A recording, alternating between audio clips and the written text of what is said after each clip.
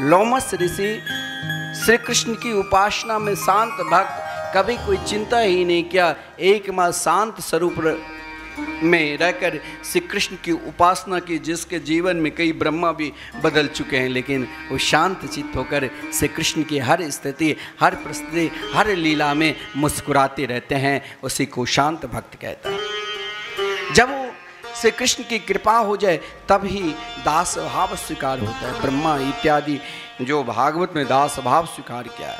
और जब उस स्थिति में पहुंच जाओगे, जिन ग्वाल बालों के लिए श्री कृष्ण ने माखन चोरी की, उन गोपियों की घर में जिन गोपियों के लिए भगवान ने चोर विद्या प्रचार प्रसार मंडली बनाया, और जब उस स्थिति तक, ये है तीसरा भाव सख्य भाव, और चौथा वात्सल्य जो नंद यशोदा को जो हर हमेशा मिला, और माधुरी भाव जो समस्त ब्रजांगनाएं रास रासेश्वरी राधा रानी को जो रूप माधुरी मिला।